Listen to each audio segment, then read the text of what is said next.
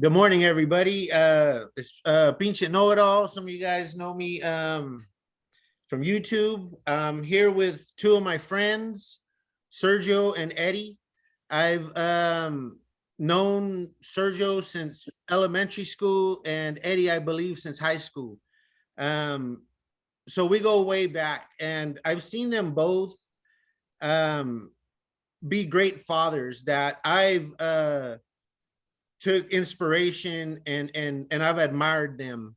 And I'll say a little bit and then let them introduce themselves and we can take it from there. But Sergio, I mentioned in my lifelong friendship video, and I would see him raising his kids, and I would go over there, and he would be teaching them to make Spanish rice, real fluffy, nice ones.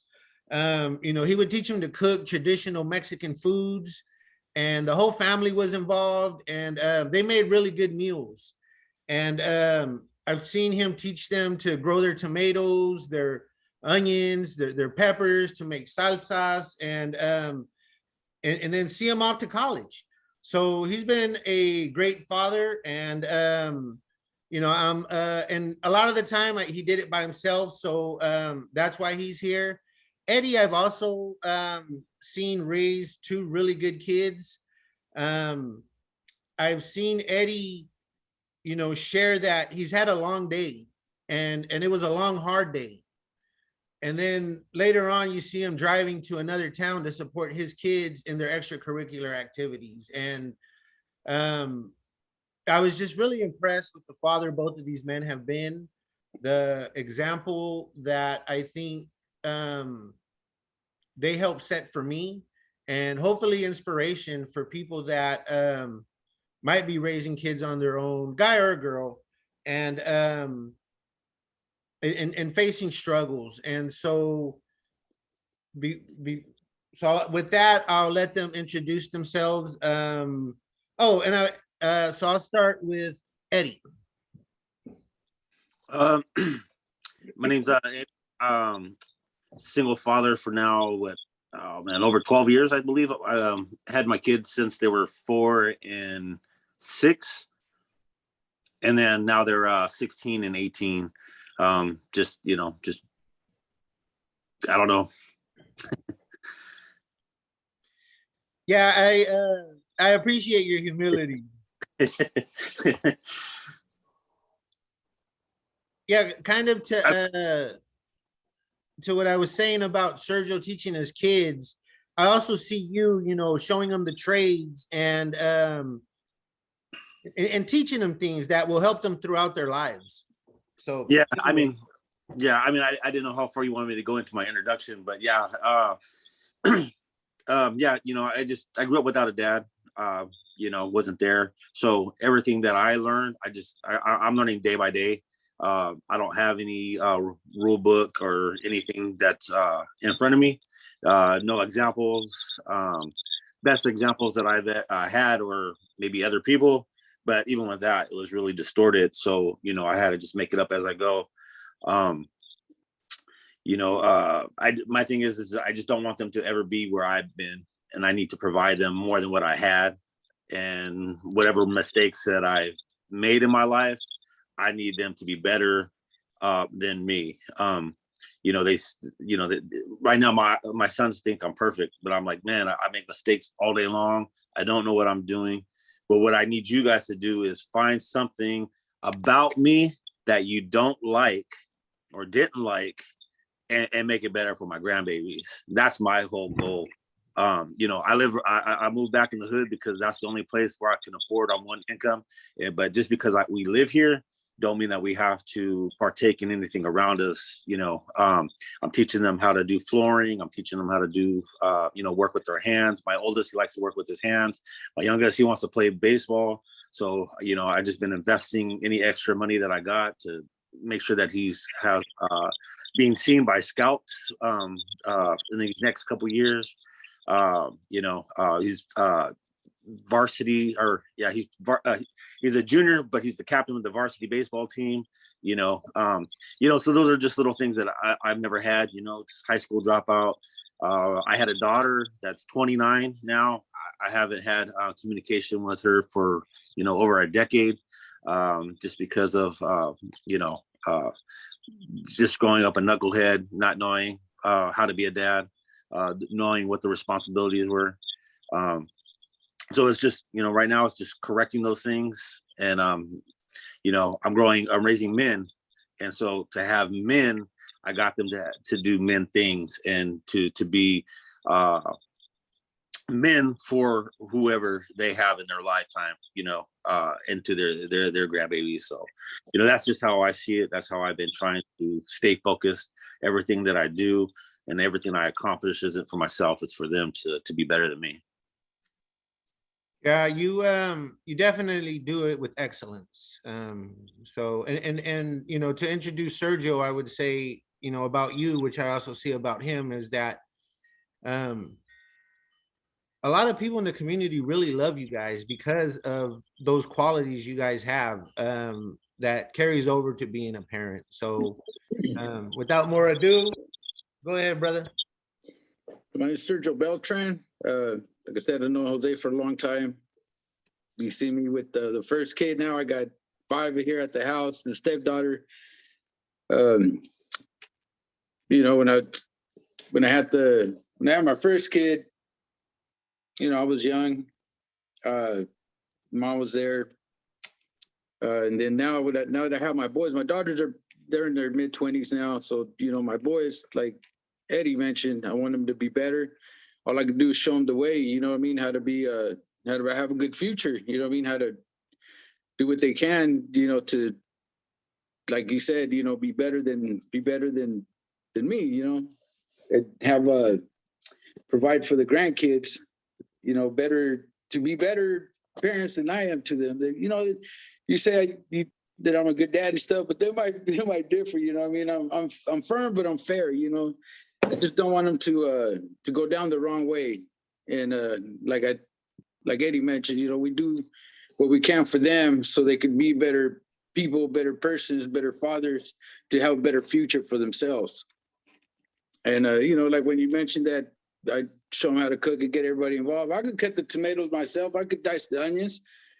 But if I don't get them a hands-on, they're not gonna know, the reasons why and how, and the things we do things and the steps that we take. It's not just to prepare a meal, but it's steps in life. The more you prepare right now for your next step, the better future is gonna be, or the easier the next step's gonna be. Man, I am loving the depth of this conversation. Those were both really deep things.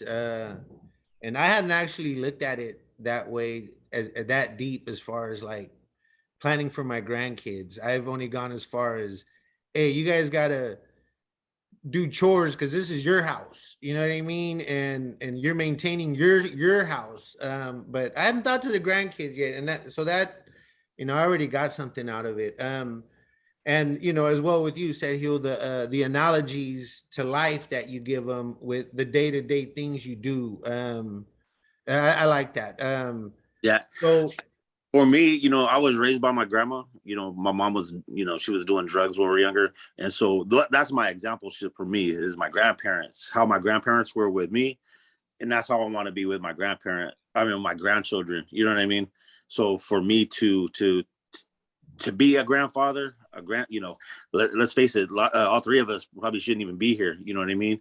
So to be close to 50 now, and have kids and be able to see my grandchildren one day, hopefully, I want to spoil them just like my grandma spoiled me. You know what I mean? So that's out of all of that, that's my reward in all of it. That's how I look at that. cool. Yeah, that's thank you. So my next question is, um well, I think I'll share as well, just so I'm not just asking you guys to share. So my dad was a really heavy alcoholic. Passed out in the streets, peed on himself, sleeping in parks, and and really verbally and mentally and emotionally abusive. Um, and so I didn't want to be that. And I think it still took time from when I first had my kid. When I had my first kid, and even with all of them, I kind of felt like as soon as they were born, I was like, man, I feel like I should love them more. And because I just wasn't, in a good place myself. But as time passes, and I nurtured them and invested in them, and seen them grow up into the kind of people that are better than me. Um, I loved them more and more, and so um, I I think it took time, and the more like I thought about doing these things, like the more it just became who I was, and I didn't have to think about it. And so um with that said, is there a point where it seemed really overwhelming, and like what was the darkest point of being a parent, as we came from these wild childhoods, or troubled childhoods, less than ideal, definitely. For Sergio? me, for me, it was seeing my kids do some stuff, you know what I mean, that I did when I was young. But the darkest part, the thing that I, you know what I mean, that was the most difficult for me was going through the courts to get custody, because I had custody of my daughters. That was when I was mostly a single dad, when I had custody of my daughters, you know what I mean? I used to send them to school with their hair all crooked, you know what I mean? But hey, you know what I mean? They had braids, you know what I mean? They might not have been straight, but I had them, decent looking, you know what I mean? At least. But yeah, going through the court system, and you know what I mean, where so, oh, you can't see him today. Why not? Because there was another dude there, you know what I mean, and I wasn't tripping on that, because the relationship was over. I just wanted to have my daughters, you know what I mean, and they were my daughters. I just wanted to try to protect them as much as I could, you know what I mean, and not being able to, you know what I mean, as far as like be there at the home, you know what I mean. But like I said, I got custody of my girls, and then same thing with my sons. By that time, when I got custody of my sons, I was already with my wife, you know what I mean, and she helped me. She helped me with that. So I had custody of my sons since they were 10 months. So they've been here. They're 16 now, you know what I mean, and here we are, But yeah, I guess going through the courts was the most difficult, the most darkest thing, you know what I mean? Because it's a little painful, Yeah, definitely, I can relate. Everyone seems against you, and you already come in with this bias. And me and my baby's mom, we get along really good now, where we agree more with each other than either one with our kid. And maybe that's just us growing up, but it was incredibly painful to feel like you can't be there to protect them from someone that um you just feel isn't as protective as you're going to be, to put it diplomatically. Sorry, Eddie. Yeah, no problem. Yeah, no, I feel that, because like I said, I got a 29-year-old daughter that I haven't been in her life for decades. I don't know what she's doing, where she's at. All I can do is just wonder. You know what I mean? And the times in her life where she probably needs me most, I can't even be there. And so that always resonates with me, daily. Because I wake up and I'm like, man, I wonder what she's doing today. I Facebook stalk her. She blocks me. I got another little account so I could just kind of peek in. She's traveled all over the world, and so for me, I think in that relationship, I think when you were talking about timing and stuff like that, I think me being in her life at that time of my life, she would have never experienced that stuff, because me and her mom, we would go at it all the time. We're always fighting, and there's times where I turned the gas on in their house, took my daughter, and walked out. And the dad came home and turned the gas off. They knew it was me. You know what I mean? But that's where I was in my head back then. but now, when I had my the boys, I was it was different. I was like, man, I didn't know what I was doing. All I know was like, be careful what you ask for, right? Because we got in an argument one day, and she was like, just sounding real negative. I was like, man, because she would tell everybody like, oh, I got the best husband in the world and all this other stuff, right? And then one day we got in an argument. I was like, man, this sounds like you want a divorce. And she just looked at me and she was like, I do. And I was like, oh man. And so, I was like, well, I already lost my daughter. I'm not gonna walk out on my boys' life. So we gotta have to make a choice. I'm not leaving them. And so she was like, well, you can have them. And she split. And I think that the darkest parts of my life was just going from a family unit to not knowing, you know what I mean? And then going to court is probably one of the hardest things you got to do as a man, because at those times, the 2000s and 90s and stuff like that, the courts weren't against the fathers. The mother can be all on drugs, being with 4 or 5 different guys, and tell the courts, I want my kids back. And most likely they were going to get the kids back, and take them right from the father. So going into court as a man, trying to fight for the protection of their kids, it was a scary feeling, because, you hear all these horror stories, they just give them right back to their moms, So I went to court, I filed for everything. And fortunately I got majority of the custody, and it worked out for me. But then, you go through life thinking like, okay, what am I doing next? I got these 2 little boys. My dad wasn't there for me, so I don't know what to do with them. You know what I mean? I don't know. I didn't know how to play. I didn't know how to play catch. I didn't know how to, we weren't doing those things, And so it was real difficult. We went from a house after she moved out.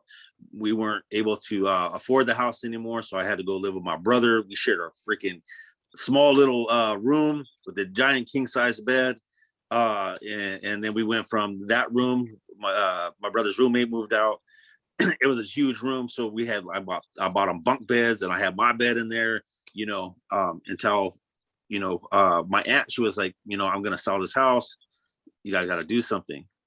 Single income, it's really hard for any single parent to live. And so not knowing what my next step was, are we going to be homeless? Do I got to get my sons back? That's been the worst thought in my mind, as raising them. Those are the darkest things I think I feel growing up, because those are my boys. I sheltered them. They're spoiled, but it's for a reason, and it's because I just we just never knew what day to day was, and now you see where I'm at. I always looked at it like my house, everybody's like, oh, your house is always so clean and all that stuff. It's just because one of the number one reasons is because I was like, having a dirty house will never be the excuse they're going to use me to get my kids back, or to get them back from me. So a dirty house was never going to be an option. I'll have some non-perishables from 1980 still on the cupboard, just so that this way they come in, I still got some food in the cupboard. It's just it's just never giving them a reason, and I think that's just growing up with that in my mind with them, is it's always, it's always hard as a parent. Nobody wants to give their kids back, and just like, nobody wants to give them up. It's I lived on both sides of that fence, and so it's just trying to maintain that balance with them is probably the hardest part. And Eddie, you hit it right you hit the nail right in the head, man. That's that not knowing, what I mean? Because California, the system will always, give the mom regardless, like you said, whether she's all whacked out or what have you, they're gonna, and the dad's doing good, but we still have to have the social worker come in and look around and see, what we got in the covers, They're, doing the white glove thing. I'm like, man, it's better than what they have over there, you know what I mean? And CPS being involved and stuff, on her part, it was the not knowing stuff. That's like you said, that's the hardest part right there. Yeah. Yeah, that's kind of crazy that because I know you guys and I know how long you guys have been great fathers that you still feel that way. Like the system was so bad that, you know, and I feel paranoid about the system too, just for speaking out against it, you know. But I think you hit it on the head with something else that Eddie, and that was the breakup of the family unit. And that kind of goes with the courts, but it's like someone died, you know what I mean? You mourn like someone died, and even if you fought a lot, man, that shit hurts. And sometimes I think Raza, we don't know when to let go. You know what I mean? Like white folks, they just move on and find someone else, and not everybody. I don't, you know, paint everybody with a brush, but I do see a lot of Raza that like we're never gonna let go. We're just gonna fight till we die, and that's like, man, that's not too good for the kids either. So, but it is that was really hard. Is just losing that dynamic, and sometimes, you know, we think I thought it's better to have that bad dynamic than to break it up, and you know, obviously that's not always the case because you know, again, I have you guys here because I think you're amazing fathers and great people too. So turning from there, what was like, and I'm sure there's a million, and it's hard to choose one, but a great, like one of your happiest parenting moments. Um, I think one of my happiest moments was explaining to my son, and I always get emotional about it because I'm like, I used to partake in one of our programs where I work at. It was called Fatherhood is Sacred. It's a native based curriculum, sort of have you. Anyways, we would go to these classes, and my son would ask me, "It's like, Dad, why would we go to these places all the time? You know, why are we going to these meetings?" I was like, "Because Dad don't know how to be a dad, and I'm not perfect." You know, and he looked at me and he was like, "But you're perfect to me." You know what I mean? And just so, in his little eyes at the time, he seen no wrong. You know what I mean? Where at his age, like you said, like my dad was just like yours. I see my dad beat my mom with pans and knives to her throat, wrapping phone cords around her neck. You know what I mean? At his age, I remember my dad falling on the ground, passed out. And back in the 70s, they had those little ankle boots. Remember those ankle boots? The little zippers on the side. And I just remember putting them Oh, the on. botines. I just remember putting them on, and I went outside and I kicked the crap out of them. And my mom, what are you doing? You know what I mean? And so I thought about that moment when he said that, you know what I mean? I was, you know, 7, 8 years old at the time when I did that. And here I'm like, took my my young mind at the time and became a grown man because I seen something that he did to my mom and I wanted revenge. You know what I mean? And where here I am arguing or fighting for custody for him, and yet he didn't see anything that my dad showed me. You know what I mean? And so for him to just say, "Oh, that was perfect. I'm perfect" to him, you know, that I think that said it all for me for even all these years. Yeah, that's awesome. Checkle. For me, as my daughter got her little degree from Sac City, that was like one of the highest, you know what I mean? Because I've always tried to push school to be first, you know what I mean? Education till this day, you know, with my sons and stuff, you know, try to, you know, now I got help, you know what I mean? My wife, she goes through their Chromebook, make sure that all their homework's turned in and stuff. But, you know, when my daughter got her little degree and stuff from Sac City, that made me proud of herself. Like, man, she listened, you know what I mean? And my other daughters, you know what I mean, when try to tell them about little investments here and there, you know what I mean? And they listen to me, you know, like, all right, so, you know, they do listen, you know what I mean? So that makes me good, makes me feel good that they do take my advice. And like when my sons are out there playing, you know, we're going to Mighty Mites and stuff, like, love you, Dad, you know what I mean? After they scored or got a fumble recovery or something, I'm like, yeah. You know, that's right there, it's a highlight, you know what I mean? Yeah, this is pretty amazing because I said I would chime in, and that's it for me as well. Like they won't leave the house without coming to me and saying, "I love you, Dad." Mm. And I'm like, wow, I didn't do that because I didn't feel that. And and I still didn't want my dad to leave, like, in a way, because it's still that breakup of the family. It's like it's just hard. But yeah, I am with you. It's the little things like that that let you know, hey, they don't feel the same way about me that maybe I felt about mine. And I know you love your dad, Sergio, and so but yeah. Anyways, I let's see. Do you guys have any like words of encouragement for fathers out there that might be in those first stages of the the breaking up of the family and the courts,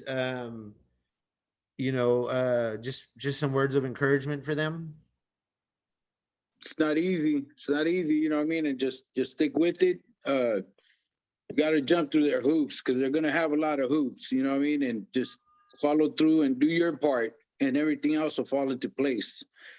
As far as getting custody and stuff, you know what I mean? Just you have to make those sacrifices to where you got to put your stuff on the side because you know what I mean, you got something bigger, you know what I mean, ahead of you that you got to prepare yourself for. Because like I said, they're going to come to the house, they're going to, you know what I mean, you got to make sure that you follow all the little steps that they want you to do, you know, like I said, jump through their hoops.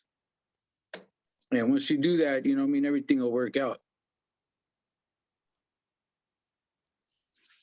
Yeah, I agree. You just gotta, realize that the situation is about you, but it's not about you. You gotta worry about your kids, and that's it. You gotta stay focused on them, their well-being, their mental health. Because that's what they look at. They're not. The judge doesn't care about how many people who's be seen and what they're doing. They want to know what's the best interest of the child. And if you are constantly in the mom's face telling her what she needs to do and how she needs to do it, and the judge is just going to look at you and just say, you're just a jealous dad, you don't got all your stuff together, you're the ones with the problems, and they're going to give the kids right back to the mom. That was the biggest thing that I learned. And you just got to stay focused. You just got to keep it that way. Don't worry about what she's doing, don't worry about who she's seeing, don't worry about any of that. You just got to worry about what and what you're doing, what they're eating, what you can dress them in, and getting them to school, stuff like that. Other than that, her life is her life, and don't let her rent any space in your head anymore, and just got to keep moving. That's it. Just keep your child's focus. That's it. The children, that's the priority, and that's the focus, like you said, Eddie. That's right. So my next question, in our culture, there's some machismo and some ego.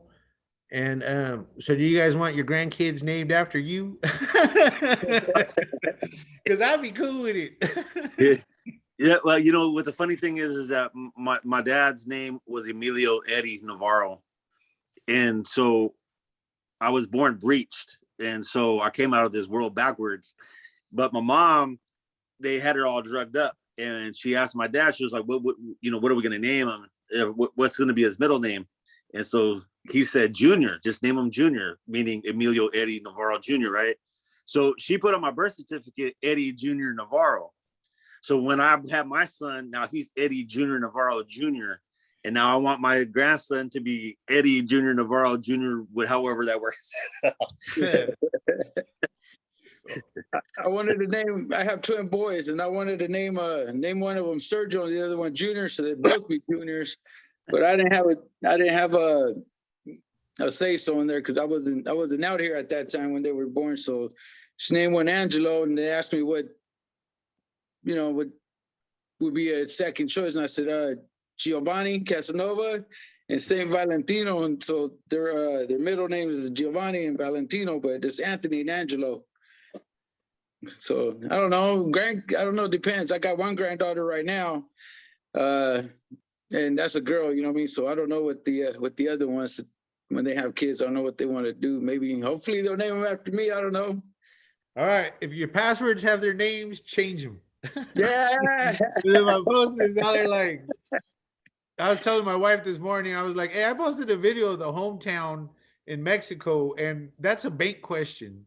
Yeah. So I gotta go to the bank and be like, all right, let's change it to the color of my first dog. It was polka dots. It was a polka dot poodle, throw people off. Yeah, so I think short videos do better than long ones. And I think this has already been like a really powerful conversation. Do you guys have do you guys want to, go do something else? And I do owe you guys breakfast. I appreciate you guys doing this on the strength, but I like to take you guys to breakfast too. So we could set that up like right after this meeting or next weekend or something. I don't know if you guys been to Stagecoach, but it's pretty good. Oh yeah. So do you guys have any closing remarks or anything else that maybe you wanted to add about parenthood? Anything else you wanted to share or plug? I know each situation is different, but if you can co-parent and both exist in your child's world, that's going to be my main goal. That should be anybody's main goal. Not everybody has that opportunity to do that, but it's very important for the kids. My wife's husband, I didn't like him in the beginning. You know what I mean? Of course, whatever. But they're part of my kids' lives, so I had to, for their interest. Again, it's keeping their best interest. And I go over their house for New Year's or birthday parties, or, I get invited, and that sets a good example for the kids. It's more love for them. They feel more love. They feel loved. You know what I mean? It sets a better example. I know everybody don't get that opportunity, but my baby's mom, my daughter's mom, she's a better parent to this day. My daughter's 29 and she sees me out on the street. She's still going to act like we were still, 16 or 17 and argue with me, but I'm not going to I didn't do that with my boys' mom. We got a really good relationship, and it's just beneficial for the kids. So if you have that opportunity to put your ego to the side, it doesn't make you a less of a man. It doesn't make you, a less of a father. I think it makes you a better man and a better father, because, you showed that your kids that, besides this situation, we can get over things. You know what I mean? I think that's if I could leave anybody with that, then, I hope somebody that could be useful to somebody. I'm gonna have to agree with you, Eddie. I had a lot of animosity towards, my son's mom and mother, baby's mom. I don't really talk to her. Like I said, my kids are in their mid-20s now and stuff. But my son's mom, my wife, tells me you got to put that aside because that's still their mom. And now she gets to take them. They're with her right now. She gets them every other weekend. We told her, hey, if you want to see them, that's fine. It's been 16 years. You're just gonna. The wife tells me put that animosity aside because that's still their mom, and they need to have that with.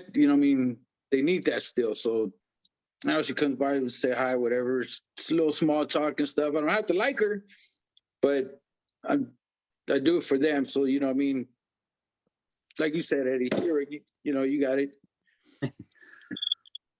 I'm at a loss for words, because I still don't care for the girl. Yeah, thank you both so much for that. That's actually like the perfect way to close it, because I also have a really good relationship. You know, she buys birthday kids for my kids that aren't her kids, and they actually thought she was their stepmom, because she looks out, you know. And one time both of them took a vacation together with all the kids, and I didn't go. So it is more love for the kids, and in a lot of ways I feel like that's kind of the not the end of the whole journey, but it's like the yin and yang.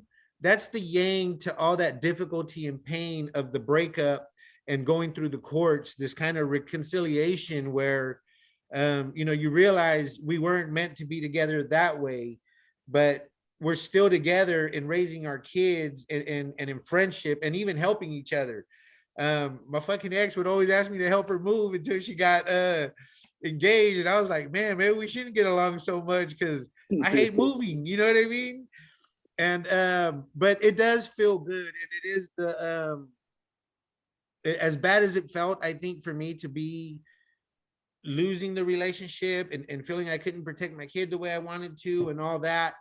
Like I said, now we agree more on how to raise our kid, who's an adult, um, than we ever did when she was young. And that does feel pretty good, because it sucks to always be fighting with someone. It's toxic. And so I'll stop with that. Thank you both so much. Yeah, this was a great way to close it, and you guys really made this I think a really helpful and valuable you know, conversation. So if the YouTube world says, hey, you're better with both of them than by yourself, then you know, I'll let you know and see what you guys want to do. But thank you again. I'll send you guys a message about the breakfast after this. All right. Have a good one, fellas. Have a good one.